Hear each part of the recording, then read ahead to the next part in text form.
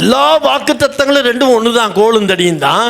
ஆனால் தடின்னு சொல்லி பெறும் பொழுது என்னென்னா, குறிப்பிட்டு தேவன் உங்களுக்கு ஒரு வாக்குத்தத்தை கொடுத்து வழி நடத்துவார்.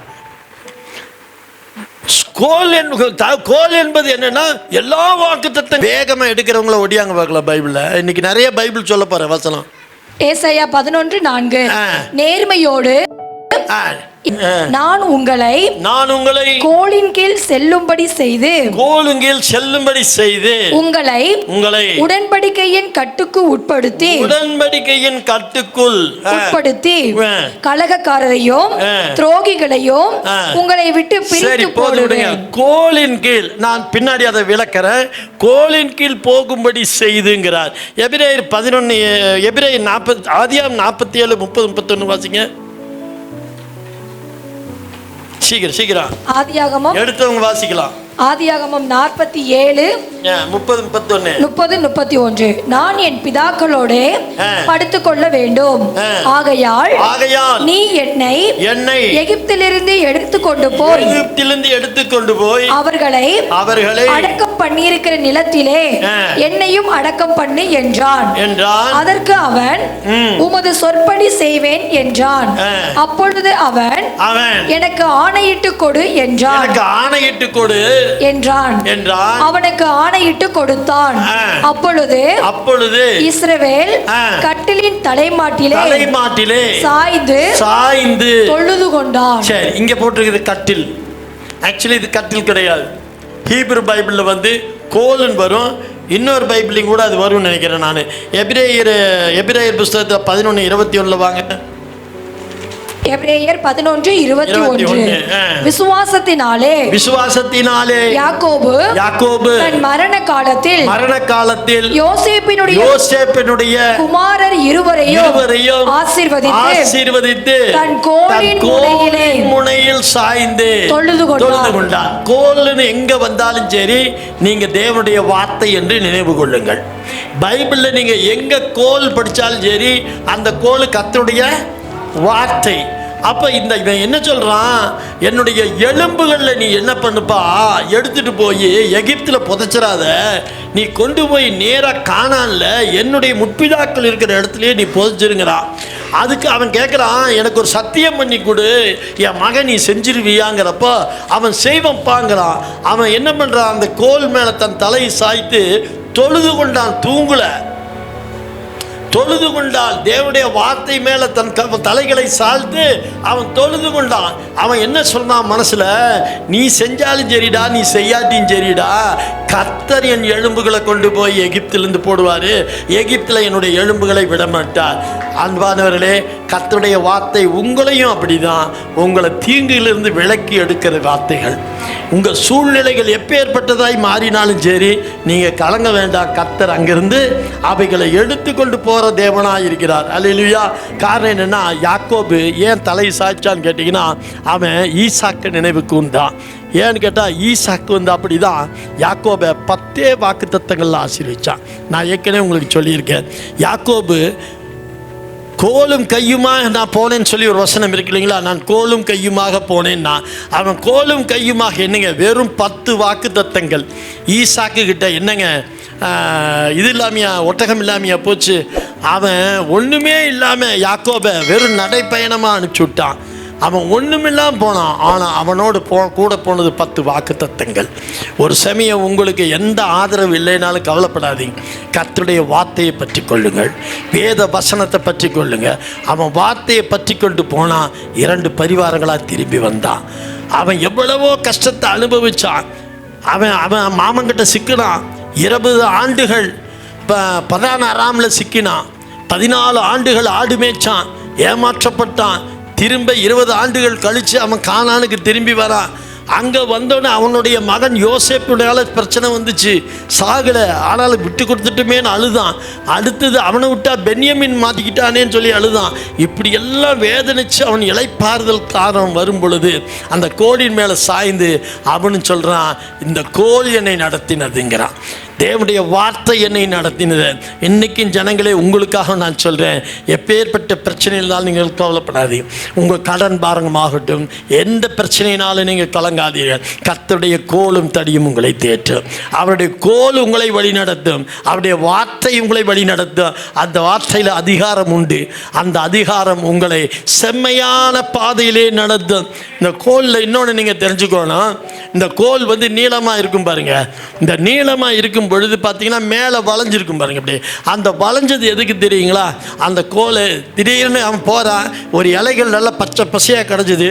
அந்த வளைவை தூக்கி அங்கே கிளையில போட்டு சுற்றினா புடக்கணும் உடஞ்சிடும். உடனே அதுகளுக்கு தலைகளை போட்டான். அந்த கோல் என்ன பண்ணுது? அவர்களுக்கு உணவளித்தது, அவர்களுடைய தேவைகளை சந்தித்தது. அந்த ஆடுகள் எந்த இடத்துலையும் ஒன்று கிடைக்கலையேன்னு வேதனைக்கிற அளவுக்கு அதுகள் ஒன்றும் தத்தளிக்கல. ஆனால் கர்த்தர் அந்த இடத்துல கொடுத்தார் தம்முடைய வார்த்தையின் மூலம். உங்களுக்கும் எனக்கு அவர் சொல்லுகிற காரியம், நீங்கள் எதை குறித்தும் கவலைப்படாத. என்னடா காலம் இப்படி கெட்டு போச்சே, வேலை இல்லையே, அது இல்லையே, இது இல்லையேன்னு வேதனைக்க வேண்டாம். தேவன் தன் ஆடுகளுக்காகவே அவர் அழுகிற தேவன். தன் ஆடுகளுக்காக அவர் பரிந்து பேசுகிற தேவன். ஒருவனும் தன் ஆட்டை பறித்து கொண்டு போக முடியாதுன்னு அவருக்கு நல்லாவே தெரியும். அவர் அந்த கோலினாலே உங்கள் தேவைகளை சந்திப்பார். அது மாத்திரமல்ல, சில சமயம் காட்டுக்குள்ளே போயிட்டு இருக்கும்போது ஆடுகளுக்கு குழிகள் இருக்கிறது தெரியாது. பாவம், அது இருக்கிற மிருகத்தில் பரிதாபமான மிருகம் ஒன்று இருக்குன்னா அது ஆடு தான். குரங்கும் கூட பாருங்கள் திடீர்னு சண்டை போட்டுருவோம். ஆடெல்லாம் தனக்குத்தானே முட்டிக்குமே தவிர மற்றபடி யாரும் செய்யாது. அதன் மேலே அவர் பரிதபிக்கிற தேவன். அதனால தான் பைபிளில் ஆடு இடம் பெற்றது. அது என்ன பண்ணுமாமா? வெகுளித்தனமாக போய் குழிக்குள்ளே விழுந்துருமாமா. அந்த குழிக்குள்ளே விழுகுதுன்னு ஆட்டு மேய்ப்பன் என்ன பண்ணுவான்? அந்த குச்சி முன்னாடி வளவை அப்படி உள்ளே விட்டு இந்த முன்னந்தொடையில் மாட்டிக்கிட்டு இழுத்துருவானாமோ, ஒரே இழுப்பு. அப்படியெல்லாம் காப்பாற்றுவான். சில சமயம் பார்த்தீங்கன்னா இந்த கோலை இப்படி சுற்றிக்கிட்டு போவான். என்னடான்னா ஆடுகளுக்கு பாம்பு வர்றது தெரியாதாமா. உடனே இப்படின்னு சுற்றிக்கிட்டு போகும்போது இந்த பாம்புகள் இருந்தால் சரசரன்னு அந்த சத்தத்துக்கு ஓடிடுமாமா. அப்புறம் தடின்னு ஒன்று வச்சுருந்தான். அது நிறைய விளக்கணுங்க, டைம் நிறையா இருக்குது. இல்லை, அப்படிதான் தடியும் உதவிச்சு. அப்போ கோலை கொண்டு அவன் ஆடுகளை மேய்த்து கொண்டு சென்றான். ஆதியாகமம் 32:10 படிங்க பார்க்கலாம் வேகமாக சீக்கிரம். ஆதியாகமம் 32:10. அடியேனுக்கு தேவரீர் காண்பித்த எல்லா தயவுக்கும் எல்லா சத்தியத்துக்கும் நான் எவ்வளவேனும் பாத்திரன் அல்ல. நான் கோலும் கையுமாய் இந்த யோர்தானை கடந்து போனேன். இப்பொழுது இவ்விரண்டு பரிவாரங்களையும் பாருங்களேன். ஹலோ, அவன் போன விதம் எப்படின்னு சொல்லுது வேதம். வேதனையான வேதை, திருட்டுத்தனமா, பயந்து, மரண பயம். அந்த பள்ளத்தாக்கில் அவன் கடந்து சென்றவன் அவனே சாட்சி கொடுக்குறான். அந்த கோலும் கையும் தானே நான் போனேன், வார்த்தையோடு போனதான் அப்படி சொல்றான். 10 வாக்குத்தத்தங்கள் அவங்க அப்பா ஈசாக்கு கொடுத்தான். அவனுக்கு குதிரையோ ஒட்டகமோ ஒண்ணுமே கொடுக்கல. வெறும் 10 வாக்குத்தத்தங்களை கொடுத்து அனுப்பிச்சான். அதை நினைவு கூர்ந்துதான் அவன் சொல்றான். அவனும் ஒரு மேய்ப்பனங்கிறதுனால சொல்கிறான், நான் இந்த கோலும் கையும் தானே போனேன், நான் இந்த வார்த்தையோடு தானே நான் போனேன். ஆனால் இன்னைக்கு நான் திரும்பி வரேன். 2 பரிவாரங்கள். ஒரு பரிவாரங்கள்னா ஒரு தேசத்து ராஜாவின் சொத்து. 2 பரிவாரங்கள்னா 2 தேசத்து ராஜாவின் சொத்துக்களோட. அப்போ எவ்வளோ பெரிய ஐஸ்வர்யவானா திரும்ப வச்சிருக்கார். அவனுக்கு செய்த தேவன் நமக்கு செய்ய மாட்டாரா? கரங்களை கத்தரி மேம்படுது சொல்லுங்க. கர்த்தர் என்னையும் கோலும் கையுமா என்னை ஆசீர்வதிப்பார். ஹல்லேலூயா, ஹல்லேலூயா. சரி, அப்போ அடுத்ததாக என்ன படிச்சிங்க? ஆதியாகமம் 32 தான். எபிரேயர் 11:21. விசுவாசத்தினாலே யாக்கோபு தன் மரண காலத்தில் யோசேப்பினுடைய குமாரர் இருவரையும் ஆசீர்வதித்து தன் கோலின் முனையிலே சாய்ந்து தொழுது கொண்டான். பாருங்க, அவன் கோலின் முனை. அப்ப தேவனுடைய வார்த்தையை கொண்டு ஈசாக்கும் சரி யாக்கோபும் சரி அவனுடைய பிள்ளைகள் எல்லாருமே கர்த்தருடைய வார்த்தையை கொண்டு பிழைத்தவர்கள். அவங்க மேய்ப்பர் குடும்பத்தை சேர்ந்தவங்க. இந்த பூமியை ஃபர்ஸ்ட் யார் என்ன தொழில்னு கேட்டால் மேய்ப்பன் தான். மேய்ப்பனும் விவசாயம் தான் இந்த உலகத்தின் முதல் தொழில். அதனால் அதை எந்த நல்லா தெரிஞ்சுங்க, எழுதி வச்சுங்க. எந்த தேசத்தில் விவசாயத்தை ஒதுக்கி வைக்குதோ அந்த நாடு வருமானத்தில் சம்பூரணம் எல்லாவற்றையும் தர வல்லவர். அதான் கோல். இந்த கோல் வார்த்தை கொண்டு நம்மளை பலப்படுத்துகிற தேவன். 2வதாக தடி. சில பைபிளில் பார்த்தீங்கன்னா தடின்னு போட்டு ஸ்டாஃப்னு போட்டிருக்கான். சில பைபிளில், அதாவது தமிழ் பைபிள் எல்லாம் ஒரே மாதிரி தான், இங்கிலீஷ் பைபிளில் மாறுது நிறையா. Amplify Bible, SID Bible, NLT அப்படின்லாம் நிறையா இருக்குது. அதிலெல்லாம் நான் ஒவ்வொரு வசனத்தை செக் பண்ணி பார்க்கும்போது ஒவ்வொன்றே ராடுங்கிறான், அப்புறம் ஸ்டாஃபுங்கிறான், தடி தான் ராடுங்கிறான், இப்படிலாம் நிறையா சொல்கிறாங்க.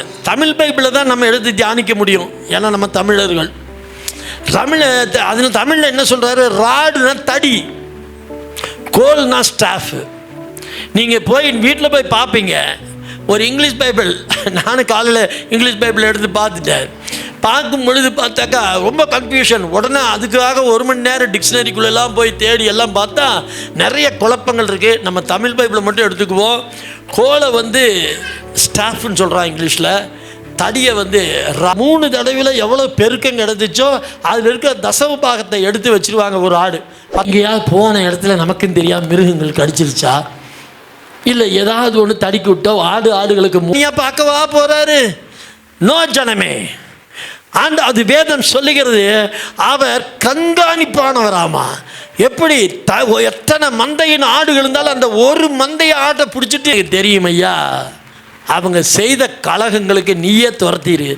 அதுக்கு எங்க எஸ்தர் தான் மேய்த்து கொண்டிருக்கிற போது ஒரு விசை ஒரு சிங்கமும் ஒரு விசை ஒரு கரடியும் மந்தையில் இருக்கிற ஒரு ஆட்டை பிடித்து கொண்டது. நான் அதை தொடர்ந்து போய் அதை அடித்து அப்படின்னா தாவீது கையில் என்ன இருந்ததுங்க? தடி இருந்தது, அவன் கையில கோலும் இருந்தது. என்னிடத்தில் வர நான் நாயா நாயா தடியோட வரியாடா? என்னடா இது? ஒரு வீரன் ஒரு பெரிய வால் எடுத்துட்டு வந்தா ரைட்டுங்களா, தடி எடுத்துட்டு வந்து நான் நாயாடான்னு கேட்கல. கரெக்டு தானே, நாய்க்கு அடிக்க தானே தடி வேணும். நான் நாயாடா என்று சொல்லி அவன் தன் தேவர்களை கொண்டு தாவீதை சபித்தான். அவன் அந்த சாபத்தை எல்லாம் பொருட்படுத்தவே இல்லை. காரணம் என்னன்னு சொல்லுங்க பார்க்கலாம். அவன் அதை பொருட்படுத்தவே இல்லை. ஏங்க சும்மா சொல்லுங்க, அவன் கையில் தடி இருந்ததுங்க, உங்கள் கையில் வாக்கு தத்தங்கள் இருக்குங்க. எவன் சபிச்சாலும் உங்களை ஒன்றும் பண்ணாது, ஒன்றும் உங்களை சேதப்படுத்தாது. ஹல்லேலூயா, ஹல்லேலூயா. சூழ்நிலை கண்டு நீங்கள் அஞ்சாதீங்க. வாக்கு தத்தங்களை நம்பி உங்கள் வாழ்க்கையை நடத்துங்க, அது செய்யுங்க. கடைசியாக என்னுடைய அனுபவத்தை சொல்கிறேன். வசனம் தான் என் வாழ்க்கையை நிறைவேறுச்சு. வசனம் தான் என்னை இன்னைக்கு கொண்டு இங்கே நிற்க வச்சிருக்கு. அதனால தான் நான் பைபிளில் நிறைய வசனங்களை தேடி தேடி பேசுவேன். இன்றைக்கு நான் என் பிள்ளைகளுக்கெல்லாம் ஆவிக்குரிய பிள்ளைகளுக்கு நான் சொல்கிறேன், எப்போ நீங்கள் பேசினாலும் ஒரு வசனமாக சொல்லிட்டு தான் இறங்கணும். இப்போ வசனம் இல்லாமல் இன்றைக்கி இவங்க சொல்கிற ஒவ்வொரு வசனம் வேடிக்கையாக இருக்கலாம், விளையாட்டாக இருக்கலாம், ஆனால் வாயிலிருந்து புறப்பட்ட வசனம் அவர்களை மாற்றிட்டு தான் அடுத்த இடத்துக்கே போகுது. அவர்கள் வாழ்க்கை மாறும், உங்கள் வாழ்க்கையும் மாறும். கர்த்தர் என்னையும் மாற்றுவார். எல்லாமே எழுந்து நின்று ஹல்லேலூயா செபிப்போம். ஆண்டவரே, இப்பொழுதும் ஆண்டவரே, உடைய மந்தையின் ஆடுகள், உடைய மந்தையின் ஆடுகள் ஆண்டவரே, உடைய தடியின் கீழ் எங்களை வைத்து எங்களை பாதுகாக்கிற தேவன், எங்களை வழி நடத்துகிறவர், போகும் பாதை அறியா